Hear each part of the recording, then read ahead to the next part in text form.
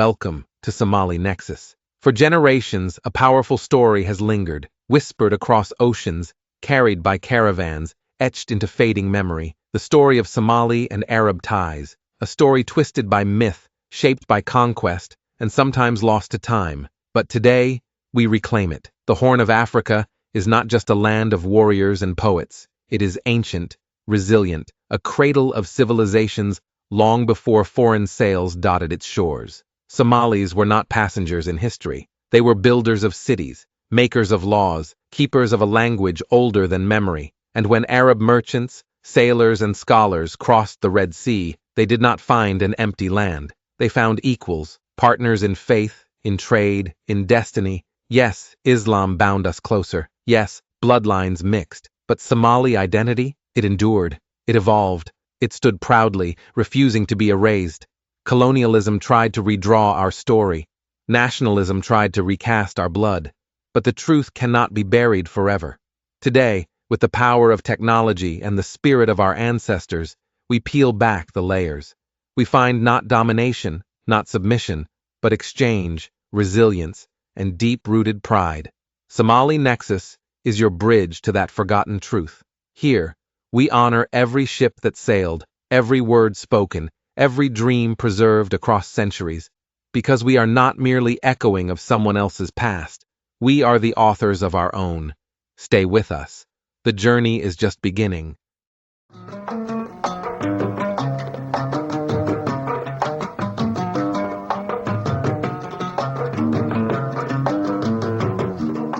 Welcome to the Deep Dive. Today, we're embarking on a journey, really exploring the very intricate and, let's face it, often misunderstood relationship between Somali and Arab peoples. That's right. You might have heard the idea that Somalis are, simply pure Arabs. And okay, let's maybe unpack that right away. Yeah, definitely. Because the story that comes out of the sources we've looked at is just, it's much more compelling, much more layered than that simple idea. It really is. Yeah. For centuries, these narratives about the connection, they varied quite a bit. Sometimes you hear this emphasis on a single origin. Other times it's all about distinct identities, right? So our aim here in this deep dive is to kind of move past those surface level takes and really try to get to the heart of what shaped these enduring bonds between the two peoples. Absolutely. And to do that, we've pulled together a pretty fascinating mix of information. We're looking at historical accounts, stories passed down, archaeological finds that give us that tangible link to the past, linguistic analysis, how languages evolved, super important genetic studies looking at ancestry, and even some really cutting edge AI-driven research that's starting to reveal new insights. It's amazing what technology can do now. So yeah, get ready to dive into the complexities with us. And I think the logical starting point is that common idea, the notion of Somalis being they're solely of Arab descent.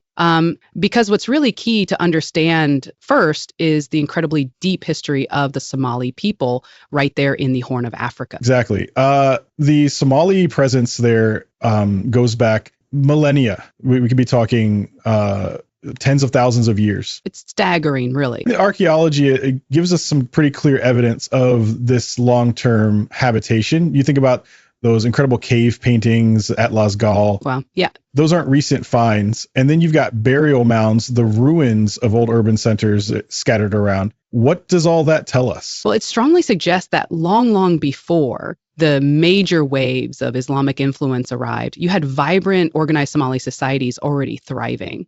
They had well-defined clan structures governing social political life.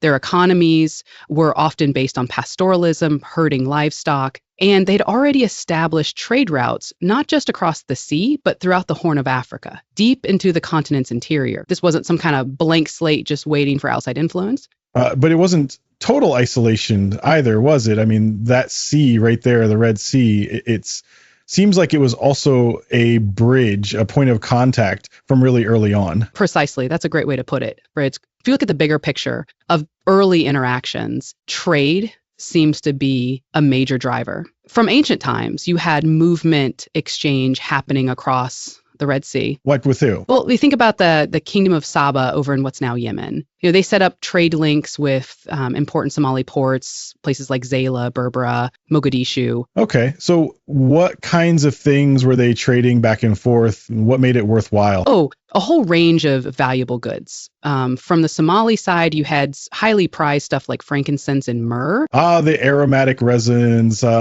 big demand for those. Huge demand in the ancient world. Yeah. Plus various spices, ivory. And in return, Arab traders would bring things like textiles, maybe other manufactured goods. But, it was more than just stuff changing hands, this kind of exchange. It moves stories, it moves technology, new ideas, and of course, people themselves. And then Islam arrives in the 7th century. That seems like it must have just amplified all these existing connections. Yes, absolutely. The introduction of Islam is really a pivotal moment. It significantly deepens the relationship. And what's quite striking is how quickly Islam took root in those, Somali coastal cities. Really faster than other places. Oh, they were among the very earliest communities in Africa to embrace the faith. This was often before it became widespread in many inland areas. And was this like a top-down imposition or more organic? From what we understand, it seems much more about the influence of, say, missionary scholars, these Sufi figures. The mystics. Exactly. They played a huge role, and they often found, fertile ground within the existing social and spiritual landscape. And then once Islam was adopted, it naturally fostered even closer ties. You see more intermarriage between communities, religious brotherhoods popping up, commercial alliances getting stronger. And under that shared identity of Islam, it created a really powerful unifying force across the Red Sea. But, and this seems crucial, this deepening of ties, this shared faith, it didn't just erase the existing Somali identity, did it? That whole pure Arabic idea starts to look shaky when you see how distinct Somali culture remains. That's such a critical point. The resilience, the endurance of Somali identity is it's remarkable. Language is a huge indicator here. So Somali is a Cushitic language. That's a much older linguistic family from indigenous to the Horn of Arabic. Now, sure, it's definitely borrowed vocabulary from Arabic over the centuries. That's natural with contact. Like English borrowed from French or Latin. Exactly like that. But its core structure, its grammar, a huge chunk of its vocabulary that remains distinct. It is not a dialect of Arabic. It's its own language with incredibly deep roots. And it's not just the spoken word, all right? Somali culture has this amazing, rich tradition of oral poetry that carries so much history, so many values. Immense cultural weight, yes. And then there's hair. Can you tell us a bit about what hair actually is? Sure. Hair is the traditional Somali customary law system. Think of it as a kind of decentralized legal framework. It's built on consensus, precedent, negotiation within and between clans. So it predates Islam. Its core principles certainly do. And it really highlights this long tradition of self-governance, of social order that's quite unique to Somali society. That really does underline that distinct cultural framework. Okay, so language points one way. What about genetics? When you look at the genetic evidence, what story does that tell about Somali ancestry? Well, the genetic studies are pretty consistent on this. They show a really significant component of indigenous East African ancestry in Somalis. Hey, the foundational layer. Exactly. Alongside that, there's a measurable Arabian genetic contribution, yes, but it's not in dominant part. It points towards, a history of migration, intermingling over a long time. Rather than one group completely replacing another. Precisely. It's admixture, not replacement. Okay. If the language is distinct, the traditional law is distinct, the genetics show deep indigenous roots. Where did this pure Arab idea actually come from? It seems so persistent. That's a really important question. And it touches on how historical forces shape our ideas about identity. The colonial era, European colonialism definitely played a role here. And how did that work? Well, colonial powers, when they arrived, they often imposed these really simplistic racial categories. It was a way to try and categorize and frankly control the diverse populations they encountered. Thanks, mate, bro. Sort of. And these classifications, even though they were often inaccurate, politically motivated, they could sometimes unintentionally reinforce or even create ideas about lineage, about purity, that were just oversimplifications of a much more complex. And then later, maybe in the post-colonial period, you have the rise of Arab nationalism. I could see how that might have been appealing. Exactly. Pan-Arabism, especially in the mid-20th century, with its focus on shared language or perceived shared language, cultural heritage, history, it offered a powerful vision of unity, of strength. A sense of belonging on the world stage. Precisely. So for Somalia, a newly independent nation, aligning with that broader movement could seem like a way to gain legitimacy, maybe access to political and economic support. So while the pure Arab narrative doesn't really match the deep history, you can see how it might gain some traction in certain times for certain reasons. Political and social context matter, really. Sounds like the relationship was always much more complicated than just bloodlines. It's been this dynamic mix of faith, trade, ideas, politics. That's the perfect way to describe it. A dynamic interplay beyond just ancestry. The Somali-Arab link is this vibrant tapestry. It's woven from shared religious beliefs, yes, but also flourishing trade that benefited both sides, intellectual exchanges enriching both cultures, and sometimes very complex political alliances, even rivalries. And when we look back, say, to the medieval period, those Somali city-states, they seem like prime examples of this interconnectedness. Places like Mogadishu, Marka, Barawa. Oh, absolutely. These weren't just little coastal villages. They were incredibly dynamic cosmopolitan urban centers, deeply plugged into that vast Indian Ocean trade network. So you'd have merchants coming from all over. For sure, from Arabia, Persia, India. It created this really multicultural atmosphere. And a real melting pot, then African, Arab, Persian influences, maybe in hints from further east, all mixing in these port cities. That's exactly it. And crucially, these Somali city-states weren't just passively receiving influences. Mogadishu, for instance, minted its own currency. Well, okay. Its artisans produced these beautiful textiles that were traded far and wide. These cities were directly engaged with the wider Islamic world, but they were doing it while maintaining their own distinct Somali cultural norms, their own ways of governing. It's fascinating. We get glimpses of this from travelers back then, like the famous Ibn Battuta. What did he notice when he visited these Somali ports? Yeah, Ibn Battuta's accounts are invaluable. He wrote about the strong piety, the generosity, the hospitality of the Somalis he met. Okay. But significantly, he also noted they spoke a language that was completely different from Arabic. Yeah. Reinforcing the language point. Exactly. And he also observed their complex clan structures, this sort of fierce sense of independence. It paints a picture of people who were definitely part of the broader Islamic world, but very much active participants with their own strong social and political identity. So even with the shared fate and the busy trade, the Somali societies kept a lot of their autonomy, their own ways of doing things. They adapted influences, but didn't lose their core identity. Absolutely. That resilience, that adaptation with an assimilation is a key theme all the way through Somali history. Okay, so fast forwarding a bit to the 20th century, you mentioned Pan-Arabism. That had a pretty big impact, leading to Somalia actually joining the Arab League in 1974. It did. Which might seem a bit surprising, geographically speaking. Why did they make that move? On the surface, maybe surprising, but strategically, it made sense to them at the time. Joining the Arab League was seen as a way to, strengthen political alliances, maybe get access to some crucial economic support. Money and influence. Yeah. And enhance Somalia's standing internationally, especially within the wider Muslim world.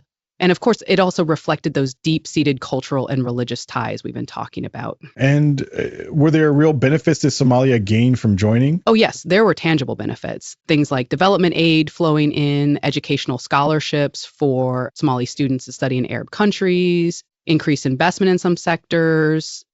Okay. It also definitely fostered a sense of political solidarity on certain big international issues, gave Somalia perhaps a stronger voice. I imagine it wasn't universally popular inside Somalia. Did it create tensions? It absolutely did. As our sources show, this closer alignment definitely sparked internal debates, questions about balancing a distinct African identity versus this pull towards Arab affiliation. So it's a tension really that has continued to shape Somali politics and culture. And then tragically, the civil war breaks out in the 109-90s. That must have thrown another huge layer of complexity onto these relationships. Yes, the collapse of the state, the long civil war, it had a really significant and quite multifaceted impact on the Somali-Arab relations. How so? Like, did Arab states help or interfere? Well, kind of both. And it varied. Different Arab states took different approaches. Some definitely provided humanitarian aid, which was petrifyingly needed. But others were accused, rightly or wrongly, of backing different factions fighting within Somalia, perhaps based on their own geopolitical interests in the region. So it wasn't a unified response? Not at all. That period left behind a much more ambiguous legacy, really, marked by moments of genuine solidarity, yes, but also complicated by the tough realities of international politics and regional rivalry. Okay, so just bringing us closer to today, it feels like globalization, digital technology, everything's changing the game again for this relationship. Absolutely. The connections are transforming in really interesting ways. You've got these thriving Somali diaspora communities now in major Arab cities, Dubai, Jeddah, acting as bridges, exactly, cultural bridges, economic bridges. You have Somali entrepreneurs using online platforms, social media to build new business ties across the Gulf, creating whole new economic links. What about the younger generation? That's maybe one of the most fascinating parts. Younger Somalis, with access to all this information online, they're actively rediscovering and reevaluating their history, including the pre-Islamic parts. They're challenging some older narratives and forging these really interesting kind of hybrid identities. And this is where AI comes in, artificial intelligence, giving us a new way to look at these old connections. It's pretty incredible. Yeah, AI is opening up totally new ways to do historical research. We can now analyze really massive amounts of genealogical data, for instance. Trace family trees on a huge scale. Yeah. Potentially, yes. And delve into subtle linguistic links, cross-reference historical texts from different sources in ways that would have taken lifetimes before. AI algorithms can help trace complex migration patterns. See who moved where and when? Right. Identify perhaps subtle cultural influences in texts or artifacts. Even help reconstruct aspects of oral traditions that might be fading. And what's the big picture emerging from this kind of AI-driven analysis? What it seems to be revealing more and more clearly isn't a simple story of one group influencing another or one dominating the other. It's pointing towards a much more complex picture of mutual exchange. A genuine symbiosis that's developed over centuries of back and forth across the Red Sea. Yeah, mutual exchange. Can we see concrete examples of that? Like the Hadramani diaspora you mentioned earlier, their impact in East Africa. That's a perfect example. The Hadrami people from southern Arabia, they definitely had a big impact in Somalia and East Africa generally. They brought distinct architectural styles. You can still see important Sufi religious orders like the Qadiriya, the Silhiya, even new ideas about administration. But, and this is key, they didn't just remain separate. They integrated deeply. They integrated into Somali society, adopted local customs, intermarried with Somali clans. They became part of the fabric of the society itself. It wasn't just a one-way street. And did influence flow the other way? Did Somali culture leave its mark in Arabia? It certainly did. Think about trade. Highly valued Somali textiles were sought after in Middle Eastern markets. Livestock, ivory from the Somali region were important commodities there. And don't forget Somali navigators. Their knowledge of the Red Sea, the Indian Ocean currents, the trade routes, they was incredibly valuable. They they played a really significant role in that whole maritime trade network. So even in things like poetry and historical records, you see this kind of interplay. Absolutely. Somali oral poetry, which is such a cornerstone of the culture, it absorbed Islamic themes, motifs, sure, but it always kept its unique indigenous forms, its structures, its meters, and likewise you have Arab historians writing down Somali genealogies or chronicles, but they often adapted them, maybe framed them in ways that fit their own Arab Islamic historical understanding. So you see this constant blend, this adaptation back and forth. So it's that constant dynamic, the give and take that really seems to define it. It's not just one culture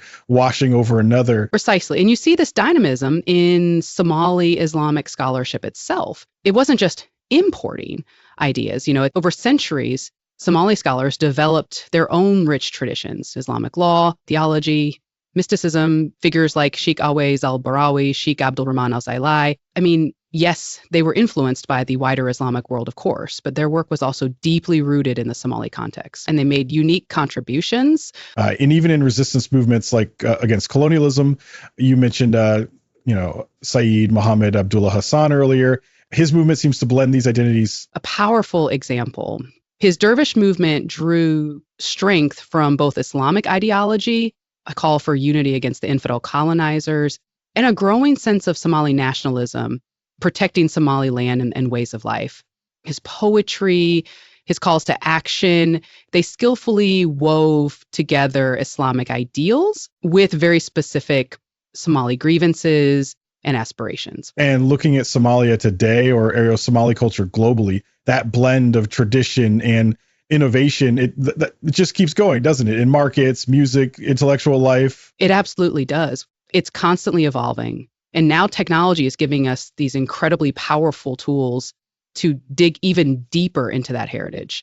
Digital archives, linguistic databases, those genealogical projects, they're allowing us to get much more accurate, much more nuanced insights into this long, complex history. Yeah, it's really about reclaiming and reinterpreting the Somali past. Because understanding this history, this incredibly complex web of connections, it's not just academic, is it? It's fundamental to understanding identity. It really is. Reclaiming the past, understanding it in its full complexity. It's an empowering act. It's about recognizing the significance, the uniqueness of the Somali story on the world stage, not just as footnote in someone else's history, but as its own vital narrative. Exactly, a compelling story in its own right. So to kind of wrap up our deep dive here, it seems pretty clear. The bonds between Somali and Arab peoples are real. They're significant. They're centuries old, no doubt about that.